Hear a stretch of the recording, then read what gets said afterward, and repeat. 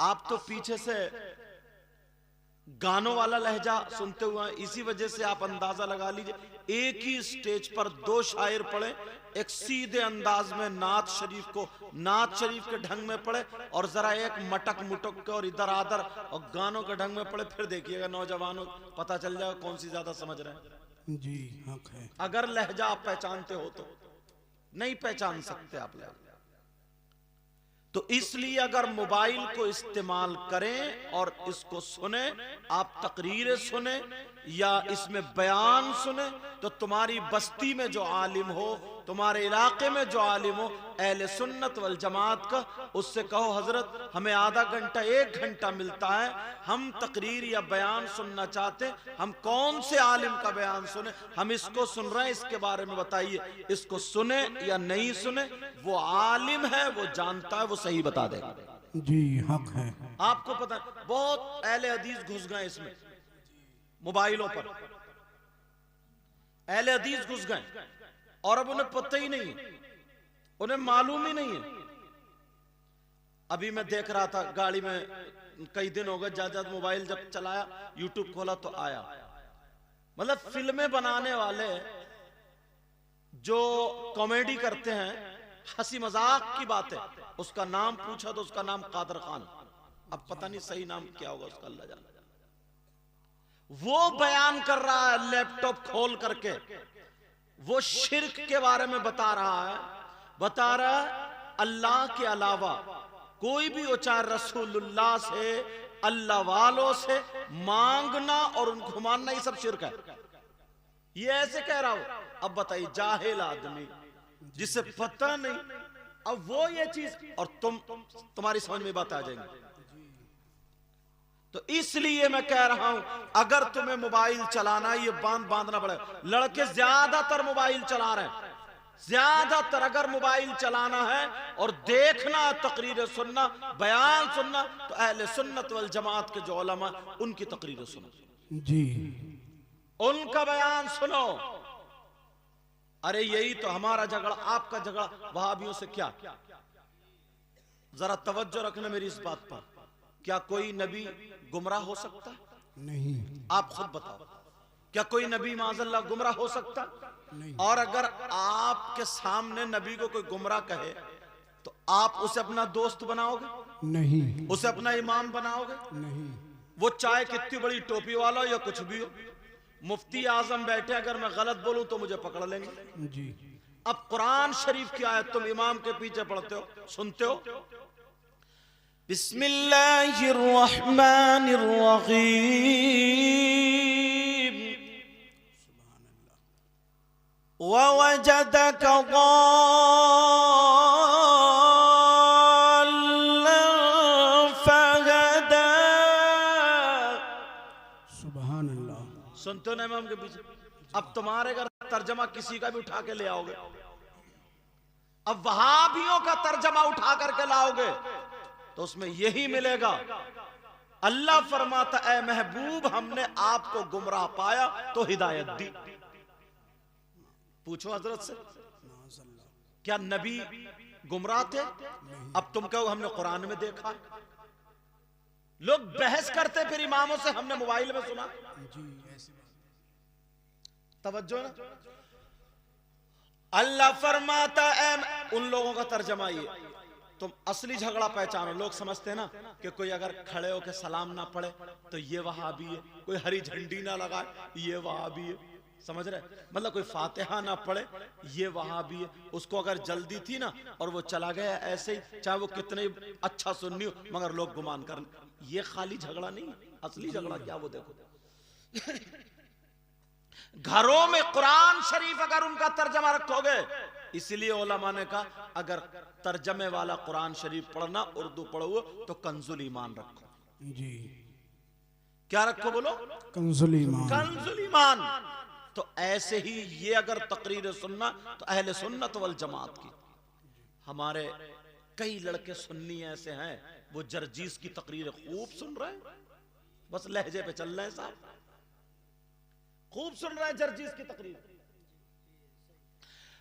अब उन लोगों ने तर्जमा किया, अल्लाह फरमाता ऐ महबूब हमने तुम्हें गुमराह पाया तो हिदायत दी। बोलो क्या नबी गुमराह हो सकते? नहीं।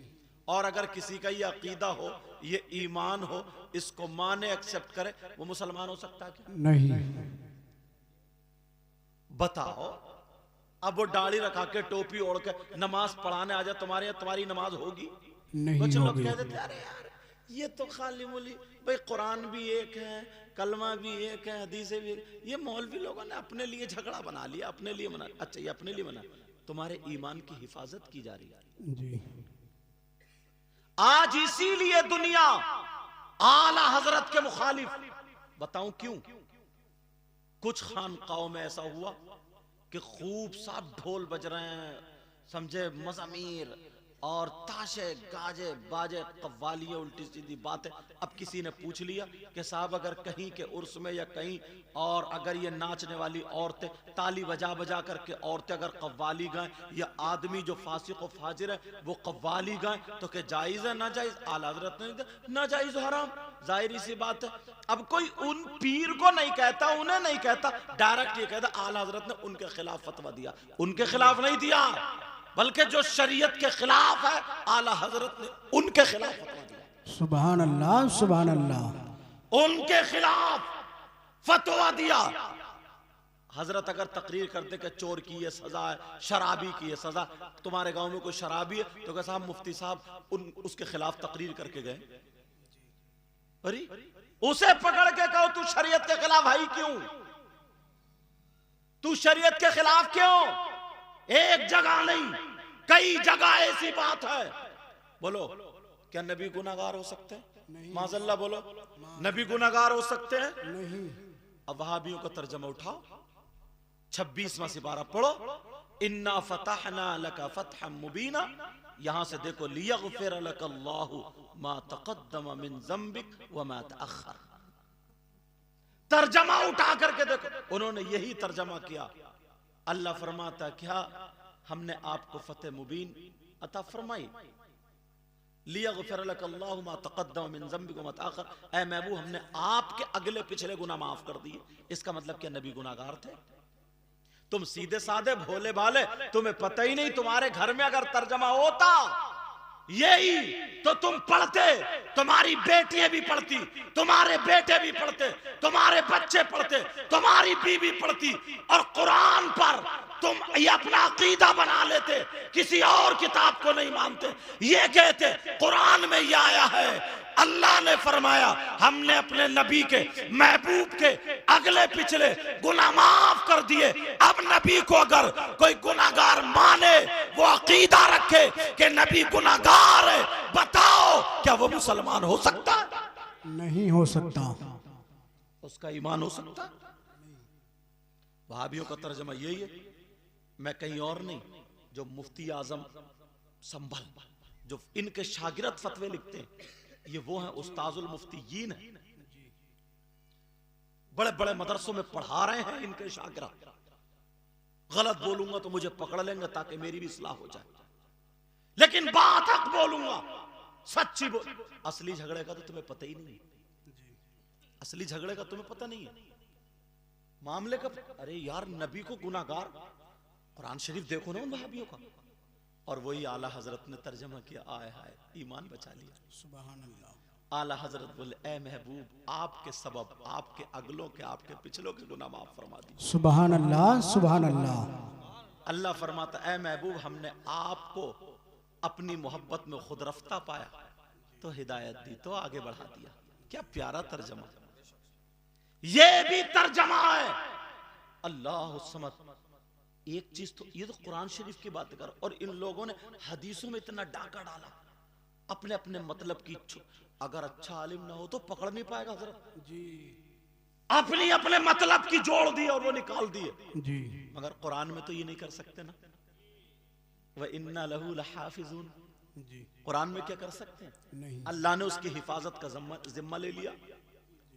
कुरान शरीफ में गड़बड़ी नहीं कर सकते। कितनी मर्तबा कुरान को कंप्यूटर मशीनों पे और दिमाग वालों यहूदियों जैसे चेक किया, पढ़ के चेक किया, कोई एक हर्फ गलत हो जाए, एक लफ्ज गलत हो जाए, उसको गलत साबित करते करते खुद इतने करीब हुए, ईमान ले आए, मगर कुरान को गलत साबित नहीं करे। जी हक है। नहीं साबित। तुम्हारा मजहब तो इतना सच्चा, इतना प्यारा, इतना अच्छा मजहब है, किसी का मजहब है ही नहीं यार। तुम्हारे यहाँ शादी, अल्लाह समझ, नबी फरमाते निकाह मेरी सुन्नत है। क्या फरमाते? निकाह और निकाह और ये खुशियां, ये सारी चीज, इन तमाम मजमूए का नाम तो शादी है जी। इसी चीज का नाम शादी है। अब ईमानदारी से बताओ, तुम्हारा मजहब इतना पाकीज़ा, इतना सच्चा, इतना अच्छा, यहां तक के सुनो बेटा, पांव से बेटा थोड़ा सुनो, सुनने की बात है। अगर कोई यहां पे या अपने घर में या कहीं पे किसी अल्लाह के वली का या किसी भी मोमिन का जिस्म वहां पे दफन नहीं है और वो वहां पे मजार बना ले, अब मजार तो हम लोगों में ही होते हैं, और मजार बना करके चादर चढ़ाए, उर्स करे, कुरान खानी कराए, सलाम पढ़े, मगर हमारा मजहब तो इतना सच्चा है ना, यहां भी रियायत नहीं करता जी। मजहब इस्लाम ये कहता है अगर वहां पे किसी मोमिन का जसद पाक नहीं है, किसी अल्लाह के वली का जिस्म नहीं है, तो वो मजार नहीं। समझ रहे मेरी बात? और उसे मजार समझ के उस पे कुरान खानी करना जायज नहीं जी। उसे मजार समझ के फूल चढ़ाना जायज नहीं, उसे मजार समझ के सलाम करना जायज नहीं, उसे मजार समझ के वहां हाजिरी देना जायज नहीं जी। इतना पाकीज़ा मजहब है यार। पूछिए मुफ्ती आजम से, कितना शानदार मजहब है। और हमारे यहां शादी होती है, अब इसमें देखिए कितनी रस्में हिंदुओं वाली मिलाए पड़े, कितनी रस्में मुसलमानों जाहिलों वाली मिलाए पड़े। जी। आतिशबाजी शादी तो हजरत आदम अलैहिस्सलाम से लेकर के अब तक होती चली आ रही है। आतिशबाजियां इतनी छूट रही है, इतनी छूट रही, इतनी छूट कि मत पूछो। और नजरिए इतने खराब है ना, नजरिए। अगर इजाजत हो तो दो बातें बताऊं जी। शादी में देखना आप यार, बात आसान करके कहूंगा ताकि आपकी समझ में आ जाए। नजरिया देखना, आप अपने आप को देखना, हम किस रास्ते पर हैं पता चलेगा। कोई किसी के जूते ये मैक चुरा करके ले जाए, मुझे बताओ, तो उस मैक चुराने वाले को इनाम दिया जाएगा? नहीं। कोई चोरी कर ले तो उसको इनाम दिया जाएगा? मुझे बताओ, इनाम दिया जाएगा? नहीं। कि जितनी चोरी की है उसके एतबार से जो काजी साहब सजा उसकी बोलेंगे, जो हद होगी उसकी, वो सजा उसको दी जाएगी।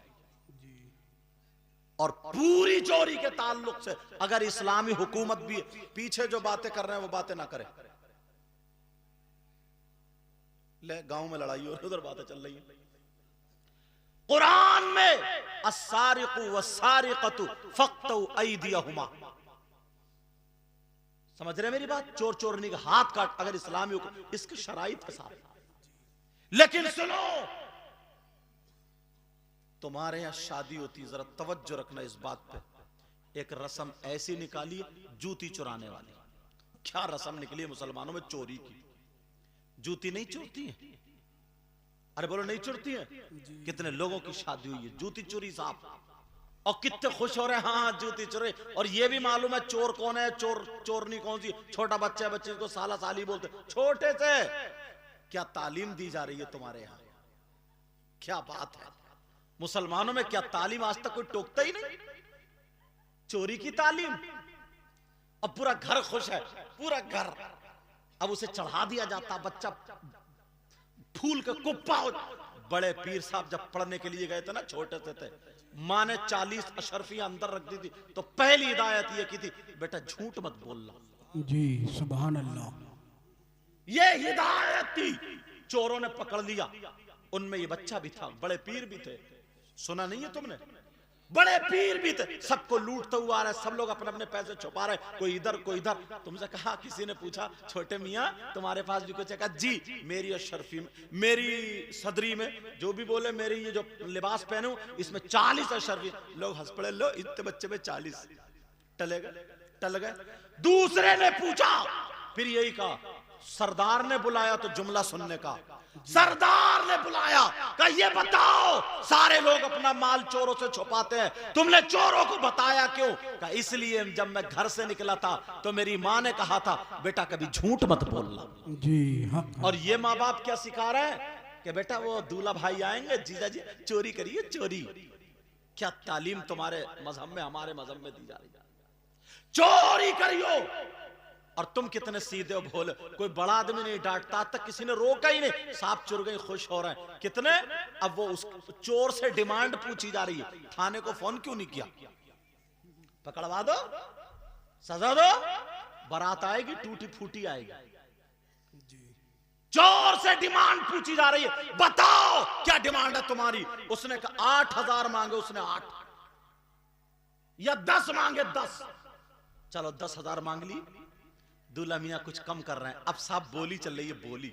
वो कह रहे साहब 7 ले लो, 8 ले लो, 8 ले लो, 8 का नहीं, इतने ही। वो भी नीचे नहीं उतर रहे हैं, जैसे उसके बाप कमा लेगा। बिक्री चल रही है, कोई टोकता ही नहीं, कोई बोलता ही नहीं। तुम्हारा मजहब कितना पाकीज़ा, कितना सच्चा। मगर यहां पे क्या चल रहा? बोली चल रही है दूल्हा मियाँ के जूतों पे, चोरी के माल पे, सबके सामने चोरी की चोरी, और ऊपर से सीना जोरी। एक बूढ़े मियाँ आए, बुजुर्ग आए, बोले क्या बात है? बोले ऐसे थे। बोले ऐसा करो 9,000 में निपटाओ बेटा। ये बूढ़े मियाँ का फैसला। अगर मदरसे में छोटे होते तो इन्हें भी भूत बना दिया था, डंडे मारते मारते। पूछा गया, कहा 9,000 में निपटाओ। और ऊपर से जुमला क्या बोले ना दूल्हा मियाँ से, अरे बोले दो, ये तो बच्चों का हक है, दे दो, दो। इनसे ये पूछो, चोर और चोरनी का हक जानते हो क्या? तुमने कह तो दिया, क्या हक है? कहां है तुम्हारा इल्म, कहां है तुम्हारी तालीम? कोई बोलने वाला ही नहीं, कोई पूछने वाला ही नहीं, बच्चों को चोर बना रहा है। यहीं से शुरू हो रहा है, यहीं से। इतने में दूल्हा मियाँ के अब्बा आ गए, बोले क्या बात है? बोले साहब ऐसे ऐसे बात है, 9,000 में हमने फैसला कर। बोले नो नहीं, मेरे बेटे की शादी, खुशी का दिन है आज, पूरे के पूरे 10 निकाल के दे दे, 1 रुपया भी कम नहीं करूंगा, खुशी का दिन है। चले गए, दे दिया 10। किसे? चोरों को, डकैतों को। दुल्हन को लेके कार में बैठे बच्चों ने कार घेर ली। तुमने थाने को फोन किया कि उग्रवादियों ने कार घेर ली? इनकी भी डिमांड 8 और 10 पे अटक गई। फिर बड़े मियाँ ने 9 में फैसला कर। फिर अब्बा आ गए, क्या बात है? बोले खुशी का दिन है, पूरे 10 दे दिए, यहां भी 10। अब इमाम साहब ने निकाह पढ़ाया, इमाम साहब ने निकाह पढ़ा दिया। इमाम साहब से पूछा गया तुम्हारी क्या डिमांड, तुम बोलो। इमाम साहब बोले 10,000। बस अब यही दूल्हा मियाँ का अब्बा को भी मौत आ जाती है। जी हक है। मौत का लफ्ज थोड़ा सख्त है, माफ करना। जी ये मुहावरा है, मतलब दूल्हा मियाँ के अब्बा भी अब बेकार हो जाते हैं। समझ रहे मेरी बात? जी हक असली है। माना को छोड़ चुका है अब यहाँ पे। दूल्हा मियाँ के बाप, उनकी भी हालत खराब, सारे लोग बिगड़ गए। चोरों को तुमने दे दिए, डकैतों को भी दे दिए, और जो मस्जिद का इमाम है, हाफिज कुरान और आलिम है, और जो निकाह पढ़ा रहा, इससे दो खानदान एक हो रहे हैं। जी एक लड़की एक लड़का रिश्ते इज़्दिवाज में मुंसलिक हो रहा है। ये कुछ नहीं, अब कोई नहीं बोलता कि हक है दो या नहीं। फौरन दूल्हा का बाप बिगड़ गया, इमाम का दिमाग खराब हो गया, कहीं 10,000 चल रहे, सदर साहब को बुलाओ, फौरन इमाम को निकलवाओ। सदर साहब को अपनी सदारत का डर था, खौफ था। बोले इमाम साहब तुम अपना बोरिया बिस्तरा बांध लो, मैं जाके मदरसे से दूसरा ले आऊंगा। जी ऐसी बात। कब तक तुम्हारी सदारत चलेगी? कब तक निकलवाते रहोगे? एक दिन वो होगा, फातिहे पढ़ने वाले नसीब नहीं होते। जी अल्लाह ना करे ऐसा दिन आए। कब तक निकलवाते? लाले पड़ गए आज। पूछा एक साहब से ना, बोले ये सदर साहब है मदरसे, बोले वो हजरत बस सोचा ना जिंदगी में दीन का काम कर लूं, बड़ा दुख दर्द है, दीन बड़ा गम सुना रहा है, बड़ा दुख। जब बच्चों को पूछा, मैंने कहा कहाँ पढ़ रहे हैं, तो वो इंग्लिश मीडियम में पढ़ रहा है। एक सदर का भी बच्चा मदरसे में नहीं पढ़ रहा। ये तेरा दुख कैसा है? तो झूठ बोल रहा है। मदरसे की वजह से तुझे सदारत का ओहदा मिल गया, तू इस ओहदे के चक्कर में मर रहा जी। वरना अगर मोहब्बत होती तो तेरे बच्चे हाफिज कुरान होते, सुभान तेरे अल्लाह। बच्चे आलिम मालदार के बच्चे मदरसों में नहीं पढ़ते। क्यों? उन्हें मालूम है कि मदरसे में तनख्वाह 12,000 से 15,000 की है, मस्जिद की तनख्वाह 10,000 से 15,000 की है, इसलिए नहीं पढ़ते। अगर इसे घटाते जाओगे तो बेचारे गरीब मिस्कीन ही पढ़ने के लिए रह जाएंगे, मालदारों के बच्चे नहीं पढ़ेंगे। ऐसे हालात, जो इमाम है हाफिज कुरान है, तुम्हारे यहाँ नमाज पढ़ा रहा है, तुमने डकैतों को दे दिए, चोरों को दे दिए, आतिशबाजी वालों को दे दिए, सारे लोगों को, यहां तक के तुमने छक्कों को दे दिए और सारे लोगों को बांट रहे हो, दुपट्टे रखने वालों को दे दिए, सबको दे दिए। इमाम का नंबर आया तो मस्जिद से निकलवा करके छोड़ा तुम। जी। जरा सोचो, सोचने की बात है, गौर करो। एक ही शादी में नजरिया देखो अपना। मस्जिद में लगाएंगे, मालूम है मस्जिद कितनी खूबसूरत बना लो, सोने चांदी की मस्जिद बना लो, और तुम्हारी मस्जिद में इमाम अकीदे का नहीं है, बदअकीदा है, इमाम बेकार है। मुफ्ती साहब से पूछो, अगर तुम्हारी नमाज हो जाए उसके पीछे तो मुझे बताओ। जी। नमाज नहीं होगी, चाहे सोने की मस्जिद हो या चांदी की मस्जिद हो या पत्थर लगा हुआ हो। जिम्मेदारी से बोलता हूं, समझ में आ रही है बात? अगर तुम्हारे यहां मिट्टी की मस्जिद है, तुम्हारे एसी नहीं लग रही, छप्पर पड़ा है, और अगर इमाम अकीदे का है, इमाम कुरान सही पढ़ता है, इमाम सही है, तो तुम्हारी नमाज खुशबूदार हो जाएगी। सुभान अल्लाह, सुभान अल्लाह। पूछो, मस्जिदों में इतना रुपया पैसा लगा ले तो, अरे एसीओ पे एसीओ, अच्छी बात है, और हुजरे में जाकर के देखो तो जाला लटक रहा है। इमाम को डाला कौन से हुजरे में? जो चटक रहा है कि गिरे तो पहले यही मरे, उसका पेशाब खाना, उसका बाथरूम, लैट्रिन, सारी चीजें बेकार है। अच्छा, अपने 3 रकात 5 रकात 10 20 रकात जो भी पढ़ने जा रहा हूं तो सोच रहा हूं एसीओ में पढ़ूंगा, मैं सजदे करूंगा तो कालीन पे करूंगा, और जो नमाज पढ़ा रहा, जो सर का ताज है, जो इमाम है, उसको हुजरे का आलम ये है, उसके हुजरे का आलम ये है। ये तुम्हें तवज्जो देने की बात नहीं है क्या? बोलो, क्या तुम्हें तवज्जो देने की बात नहीं है? तवज्जो देने की बात, इस पर गौर करने की बात है। आज इनकी शादी में ये मौका मिला तो मुझे बोल लेने दे। जी। ऐसे हालात, ईमानदारी से बताओ, एक शख्स ऐसा जिसने 1 रुपया नहीं कमाया, आज मतलब एक कुछ भी नहीं वो पढ़ा, उसने कोई काम नहीं सीखा, उसने कुछ भी नहीं किया है, अब वो कमाने चला, मजदूरी करने, तो 400 और 500 रुपए की उसकी मजदूरी एक आदमी की, बिल्कुल निठल्ले अनपढ़, बिल्कुल अनपढ़, कोई काम सीखा उन्हें, उसकी मजदूरी कितनी है? फावड़े कस्सी वाले की 400 या 500। जी। बोलो है कि नहीं? 400 या 500, 500 रुपए अगर है, एक महीने में 15,000 हो रहा है। जी। शाम को बीवी बच्चों के साथ, बेटा शाम को फिर बीवी बच्चों के साथ सोता है, वो आराम से रहता है, 15,000। और अगर कारीगर है तो 35,000 महीने के, 40,000 महीने के कमा रहा। यार, इसने कुरान हिफ्ज कर लिया तो इतना बुरा कर लिया, ये आलिम हो गया, बुखारी शरीफ पढ़िए, नबी तो ये फरमाते हैं, चाहे कितने बड़ा मालदार हो, पैसे वाला हो, इज्जत दौलत वाला हो, नबी फरमाते हैं खैरुकुम मन तअल्लमल कुरान व अल्लमा, तुम में सबसे बेहतर वो है जो कुरान पढ़े पढ़ाए, सीखे सिखा, उसको नबी बेहतर बता रहा है। और तुम जरा देखो, 35,000 वो कमा रहे, 40,000 वो कमा रहे। हाँ, उसने हिफ्ज कर लिया, मौलवियत पढ़ ली, कारी हो गए, आलिम हो गए, तो इतना बड़ा गुनाह कर लिया। ये अपने बीवी बच्चों को छोड़ के 8-8 दिन नमाज पढ़ा रहा है, तो तुम 10,000 में रखना चाह रहे हो? 10,000 में। और माफ करना, मुफ्ती साहब बैठे, बोल रहा हूं, बाज इमाम के पीछे ना नमाज दोहरानी पड़ती है। जी। उसकी वजह बताऊं? हमारी कौम जो है ना, हमारी कौम, मैं अपनी तकरीरों में कहता हूं, हाँ, हमारी कौम सबसे ज्यादा सस्ती दो चीजें खरीदती है, दो चीजें अपनाती है, एक कुर्बानी का बकरा, एक मस्जिद का इमाम। यहां नहीं देखती नमाज होगी नहीं होगी, समझे उससे पढ़ना आ रहा है नहीं आ रहा, समझे उसके मसाइल कुछ थोड़े बहुत याद है नहीं है, कोई मतलब नहीं है, बस लहरा मार रहा। एक तो ऐसे बढ़ रहे मुस्तकीम, अरे हम मुफ्ती साहब से पूछियो नमाज होगी क्या, खलास खत्म, और तुम झूम रहे हो यार, बड़ी प्यारी आवाज है, बड़ी प्यारी। तुम्हें क्या पता किसके खेत में किधर को पानी कट के जा रहा है।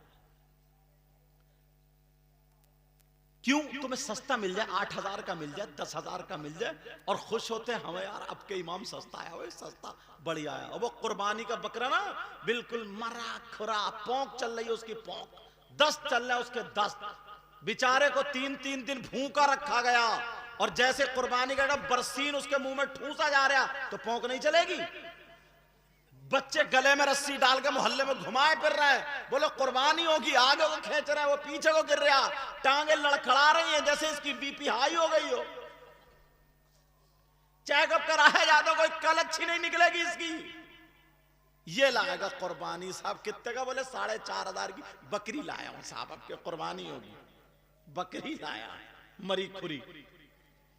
कुर्बानी तो हो जाएगी अगर कुर्बान गाह तक जा रही है तो, लेकिन मैं जहां बोल रहा हूं वो समझो आप, बिल्कुल मरी कुरी सस्त। और कपड़े लेगा, अगर बस ससुराल से जोड़ा अच्छा ना मिले, या कुछ ना मिले, या कहीं रिश्तेदारी में ना मिले, तो रसगुल्ले ना मिले, खाली नमकीन बिस्किट से चाय पिला दी, तुर्श हो जाता है। मत पूछो, ऐसे हालात। तुम्हारे इलाके के जो भी आलिम हो, अगर मस्जिद में इमाम रखना तो उनको लेके जाओ, उस इमाम साहब को, और उनके पास लेके जाओ, हजरत हम अपनी मस्जिद में इनको इमाम बनाना चाह रहे हैं, आप इनको चेक कर लीजिए, जो पूछना पूछ लीजिए, देख लीजिए ये हमारी मस्जिद के लायक, हम नमाज इनके पीछे पढ़े, मस्जिद के लायक हैं कि नहीं है। तुम इतना काम नहीं कर सकते हो जी। अपना घर बनवाते हो तो इंजीनियर से जाके मशवरा लेते हो कि साहब जीना कहां रखूं मैं, एक घर बनवा रहा, गाड़ी खरीदता तो पहले मैकेनिक को देखता कि जरा इसके इंजन पे नजर मार लिए, और इमाम अपनी मर्जी से रख रहा हो, तुम्हें क्या पता कहां लहरा मार रहा है ये, तुम्हें क्या पता ये कहां जा रहा है, तुम्हें क्या पता इसका अकीदा अच्छा है कि नहीं है। तुम्हारे इलाके के जो मुफ्ती साहब हो उनके पास ले जाओ, और ले जाकर को हजरत हम इनको रखे, भरपूर इतने पैसे दो ताकि उनकी नियत इधर उधर खराब ना हो।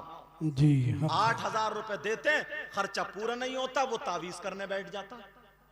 अब उससे तावीज आता नहीं है, उधार लिए थे जो गिन के दे रहे। देना भी सुन्नत है, लेना भी सुन्नत है, मगर दोनों देना ना।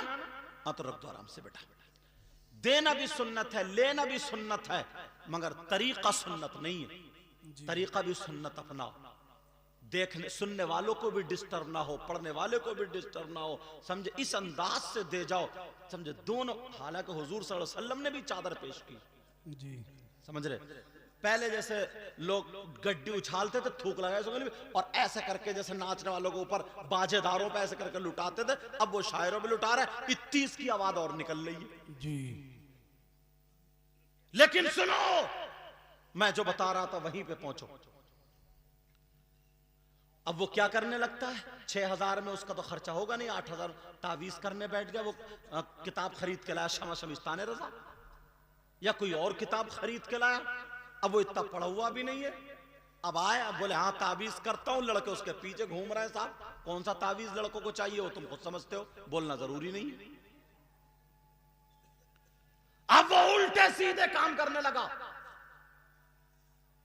इसलिए अपने आलिम के यहां इमाम को लेके जाया करो, और ये कहो हजरत हम सिर्फ पैसे इतने दे सकते हैं, हम इतने कर सकते हैं, या हमें ये बताइए हजरत हम ज्यादा से ज्यादा कितने कर सकते हैं, हमें मस्जिद के लिए एक इमाम चाहिए, अब आप जाने आपको कैसा देना है जी।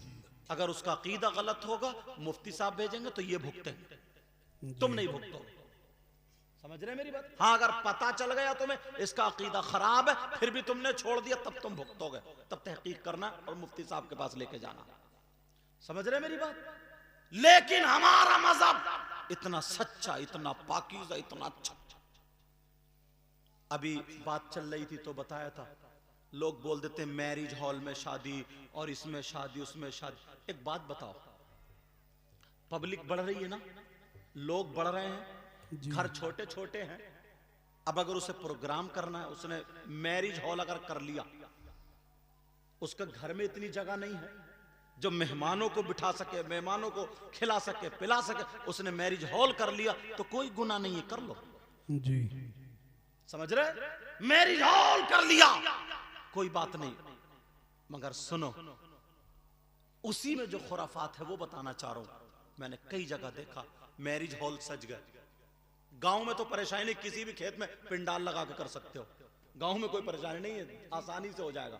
लेकिन सुनो, मैरिज हॉल के गेट पर जो 4-4, 5-5 लड़कियां, फूलों की डलिया, उसमें फूलों की पत्ती ऐसे पड़ी और गेट पे खड़ी हो गई, जो भी आ रहा वेलकम वेलकम, वो मार रही है फूल की पत्ती और बार बार जो यहाँ के कपड़े संभाल रही, एक मारा वेलकम और यहाँ के कपड़े मारा वेलकम, यहाँ के उफ उफ जो हो रहा। इतने नादान तो तुम हो नहीं, ये हंसने की बात नहीं है। इनका बाप कहां है, इनकी मां कहां है, इनका भाई कहां है? ये लड़कियां जो खड़ी हैं, ये जवान, इनका कोई नहीं है क्या? अब अगर इजाजत हो तो मुफ्ती साहब की मौजूदगी में हदीस तुम्हारे सामने रख दूं जी। नबी फरमाते हैं, सलासा ला यदखुलून अल जन्नह अल आक़ु लिवालिदै वद्दयूस व रजुलतुन निसा। नबी फरमाते मेरी उम्मत में 3 किस्म के लोग ऐसे जो जन्नत में नहीं जाएंगे। जी। कितनी किस्म के बोलो? 3। और कौन कह रहे हैं? कौन कह रहे हैं? नबी जी। और नबी जिसको जन्नत से रोक दे तो कोई मुफ्ती साहब ले जाएंगे? नहीं। कोई पीर साहब ले जाएंगे? नहीं। और पीरों की तो मत पूछो, बाज पीर तो इतना बड़ा नालायक है, सबसे ज्यादा कब्रिस्तान में इसी पीर को मारा जाएगा कम वक्त जी। अरे ऐसा ऐसा निकल लिया, नमाज पढ़ता नहीं, टांगे फैला दी, औरतों से कह रहा पांव दबा। अब औरतें उसके पांव दबा रही हैं उस पीर के, और मर गया ना तो उसका इतना ऊंचा मजार बनता, उरस पे उरस जी। नीचे फरिश्ते कूट रहे हैं और ऊपर चादर चढ़ रही है। जी हक है। समझे? ऊपर नारा और नीचे कुटाई। जी।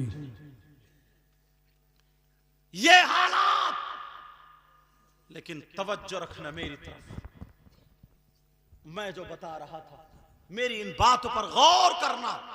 मुझे लगता है जो मैंने बताया था ना